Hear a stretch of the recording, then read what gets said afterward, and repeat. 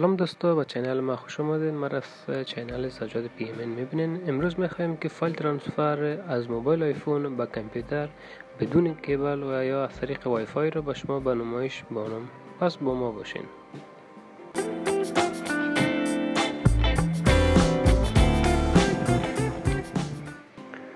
خب قسمی که میبینین ما موبایل آیفون خودم در روی صفحه موندیم تا که راحت تر بتونیم ببینیم امی پروسس که چه قسم میشه و خیلی ساده است.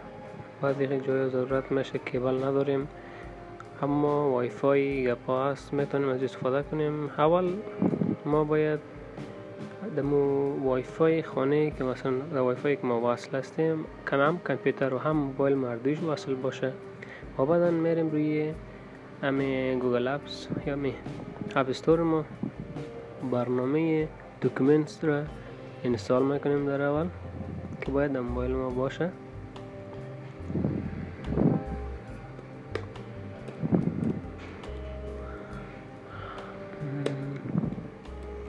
و کوشش کنید که هر دو باید با یک وای فای وصل باشن، هم کامپیوتر شما و هم موبایل شما.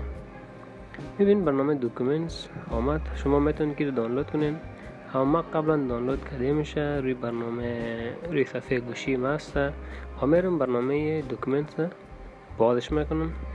بعد از اینکه باز کردم ببینید قسمت علامت وای فای و یک چیز است، با این قسمت کلیک میکنیم و بعدا برنامه گوگل کروم خود باز میکنیم و در اینجا نشته میکنیم documentstransfer.com و اون قسمت هم روی کامپیوتر کلیک میکنیم. این برنامه روی موبایل ما وقتی که باز شد بر ما یک OTP کد میخواد، از ما OTP کد میخواد. OTP کد در این قسمت وارد میکنیم. میبینید که در روی گوشی ما همین کد آمده که 6875 است و همین کد در روی کامپیوتر خودتون وصل تایپش میکنین و معطل میباشین تا که گوشی شما کانکت شود در خود کامپیوتر و در این پروسس ضرورت به هیچ نوع کدام کیبلی نیست. میبینین که می فایل ترانسفر ما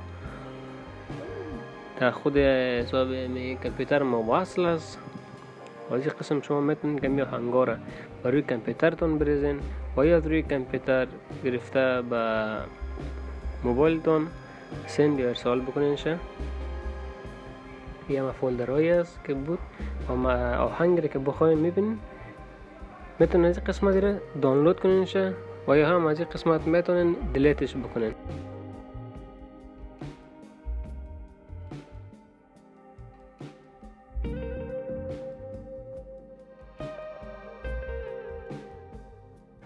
صبر میکنیم میبینیم و روی اپلود فایلز و از اینجا هر فایل که دلخواه بود ما میخوایم یک عکس ترانسفر کنیم به موبایلم و از اینجا میگیریم. ولی عکس گرفتم و روی گزینه اوپن میزنم. بعد از این اپلودینگ 100%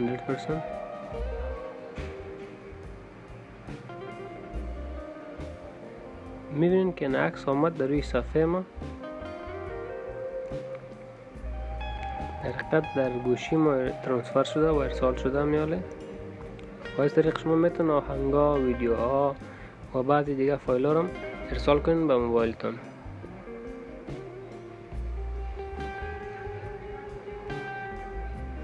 فعلا کاملا آماده هست و شما میتونید که بعد از اینکه فایلتون ترانسفر شد از روی گزینه دیسکانکت کنین موبایلتون و اگه خواستین پس دوباره اینستال کنین برای صفحه میتونین پس به امور وبسایت رفته و دوباره فایل ترانسفر شروع بکنیم. خب ما اول دیسکانکتش میکنیم چون دیگه ضرورت نیست.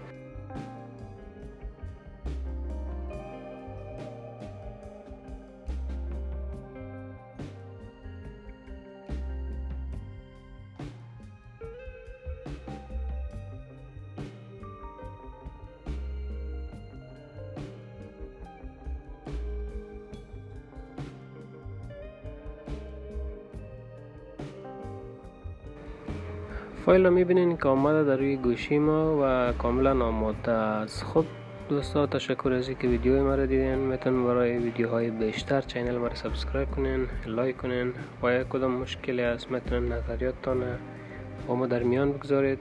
تشکر از اینکه با ما تا این دم بودین.